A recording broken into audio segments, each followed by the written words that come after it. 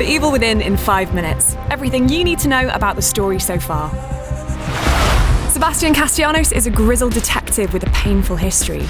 Years before we first met him, his 5-year-old daughter Lily died in a house fire, and soon after, his wife Myra vanished, leaving a broken Sebastien to find solace at the bottom of a whiskey bottle. Flash forward to the opening of The Evil Within.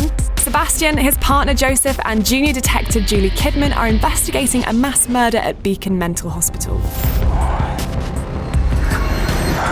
Soon after their arrival, the trio are pulled into a nightmarish alternate reality created by a man called Ruvik. He powers this world using a machine of his own invention called STEM that creates a shared consciousness by hooking up multiple individuals to one governing mind called the core. Think of a STEM world as a bit like a twisted version of the Matrix. As the core of this reality, Ruvik torments Sebastien and his team with creatures pulled from their personal fears, as well as his own inner demons. Ruvik's totalitarian control over STEM means he can directly influence the brains of those who are hooked up to it. It's just a matter of time. While their bodies remain in the real world, he is able to manipulate the environment Sebastien and his companions are battling through, turning them into dark, twisted versions of themselves that manifest in STEM as something like this. To put it simply, he can make them lose their minds. Jesus, what happened? Ruvik's motivations are discovered through a series of flashbacks. His troubled childhood's only salve came in the form of his loving sister Laura, who tragically died saving Ruvik from a fire that left him physically and psychologically disfigured. Years later, Ruvik invents the STEM technology because he wants to escape into a reality where his sister is still alive. The power of his invention garners the attention of a shady corporation known as Mobius, who kill Ruvik and take control of STEM. However, since the machine is calibrated to work only with Ruvik as its core, Mobius is forced to extract Ruvik's brain and install it inside STEM as a sort of battery. A bitter, betrayed, and now murderous battery that's determined to seek revenge on anyone who enters its world. Sebastien finds himself caught in the crossfire. His best way out of Ruvik's hellscape lies within the fragile mind of a young man called Leslie, a patient at Beacon Mental Hospital and the only person who's ever returned to reality after being hooked up to STEM.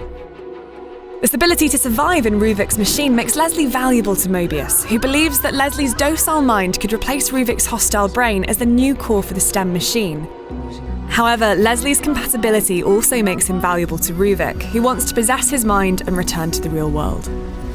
In a bid to outmaneuver their opponent, Mobius sends agent Julie Kidman, posing as a junior detective on Sebastien's team, to retrieve Leslie. It's enough for Kidman to go under and open it from the other side.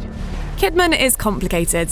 She left home at 14 after a childhood of neglect and eventually was recruited by Mobius. Here, she was subjected to indoctrination therapy, trained and given a roof over her head. The Evil Within's DLC, The Consequence, reveals just how much Kidman feels she owes to Mobius, thanks to her upbringing. Later, Mobius prepares Kidman for her mission into STEM by injecting her with a serum that protects her against Ruvik's mind control and, conversely, allows them to shape her choices and behaviour. But Kidman is stronger than they had anticipated. After realising what Ruvik intends, Kidman rebels against her superiors and attempts to kill Leslie in an effort to stop Ruvik from reaching the real world. Sebastien, whose new distrust for his trainee blinds him to what's at stake, stops her. This finally opens the door for Ruvik, who absorbs Leslie's consciousness into his own. Leslie! After a fierce battle, Sebastien destroys Ruvik's brain that sits at the centre of the STEM machine, seemingly ending the conflict. He awakens in a bathtub inside the real Beacon Mental Hospital as Mobius clears out all evidence of their involvement, led by Kidman, who protects him from the company's interest. As Sebastien leaves, he sees Leslie through the hospital gates. He suddenly experiences the same headache he experienced in STEM whenever Ruvik was near. It seems Ruvik has returned to the real world through Leslie after all.